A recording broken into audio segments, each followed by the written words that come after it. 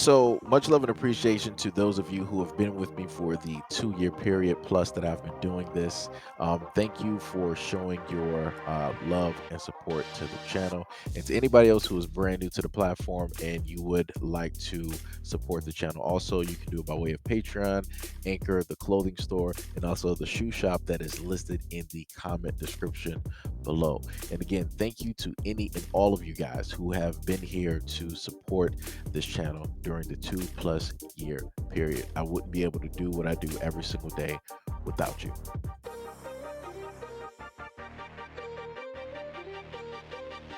President Muhammadu Buhari stated that only friends from neither region could have done this dastardly act.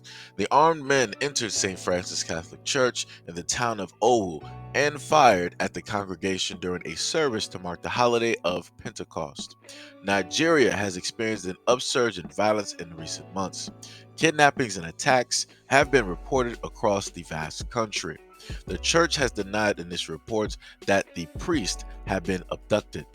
No figures for the numbers of those who've passed during this dastardly attack have been officially confirmed, but a doctor at a local hospital quoted and stated that at least 50 bodies have been taken to the hospital in the town.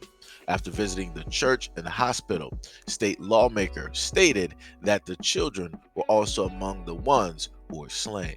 One witness, who also gave his name, stated that at least 20 worshippers had passed in the attack. Quote, "I was passing through the area when I heard loud explosions and gunshots in the church." He also stated that he at least saw 5 G-men leave the church. Ondo State Governor stated that it is, quote, "a vile and satanic attack on innocent people."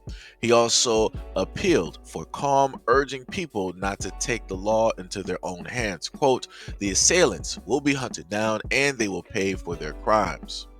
Pope Francis was praying for the victims who have been painfully stricken in their moment of celebration. Quote, "No matter what, this country shall never give in to evil and wicked people." The President Bari also stated that he is in his final year of his 2 terms of presidency and has been criticized for failing to get to grips with the country's security problem. No one has stated that they were behind this attack, but Nigeria is facing worsening violence by armed groups. Reporters have stated that people across the country are worried over the inability of the government to tackle the rising levels of insecurity. Exactly a week ago, the head of the Methodist Church in Nigeria was abducted along with 2 other clerics in the southeast of the country.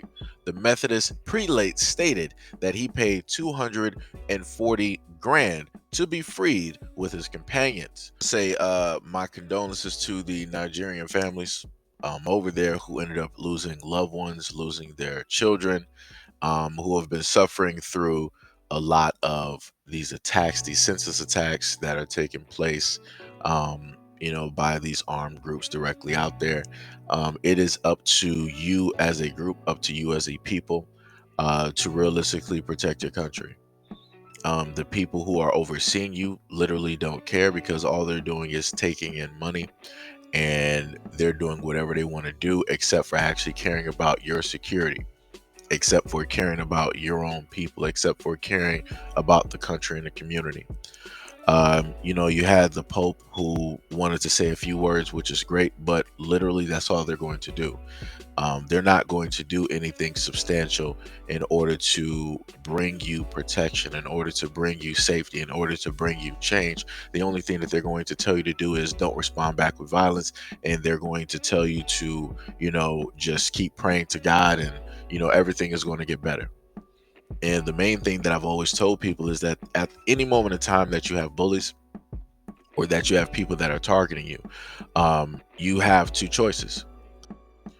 One, you can continue to allow people to come against you and to keep, going after you, your family, your loved ones, your home.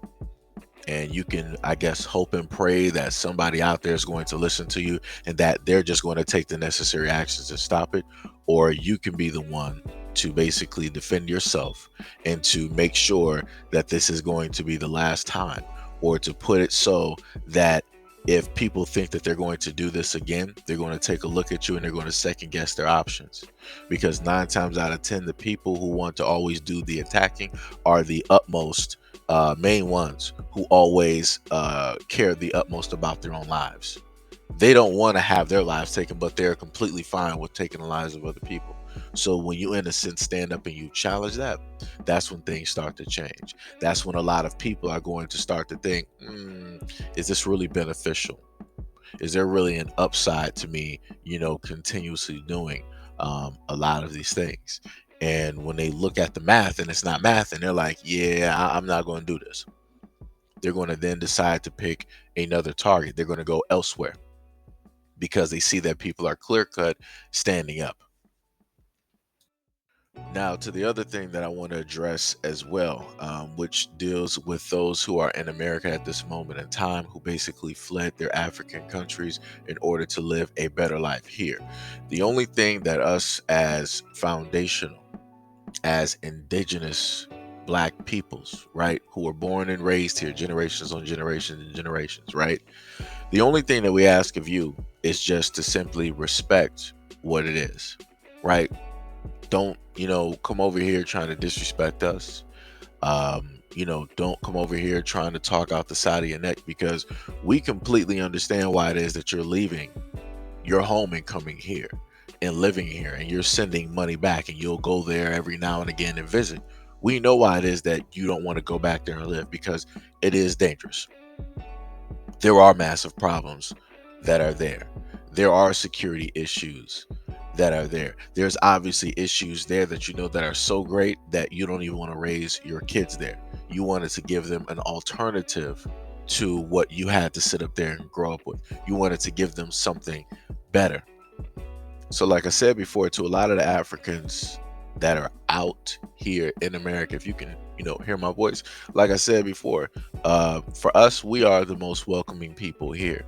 But we start to get uh, a a bad taste, if you will, when you start to have people that were never here, that didn't do any of the walks that we did, that didn't have to suffer any of the things that we have to suffer through, that want to open their mouth and want to start critiquing us and telling us how it is that we should be doing better, when we are still here fighting for what little that we got, versus, in a sense, running away from the situation and allowing that situation to get worse, and praying for any and everybody to basically better a situation for us, versus us doing that for ourselves and our community. So, like I said before, my condolences to those of you out there who ended up losing friends, families, um, loved ones, community members in this very horrible and very senseless attack. The only way that this problem is going to get better is that if you, as Nigerian people, stand up, subtract the government out of the situation, subtract your religion out of the situation, is that if you stand up and you basically let them know that you're not going to take this any longer, and if they decide that they want to sit up there and try you, you're going to show them what takes place when you play stupid games, you win stupid prizes.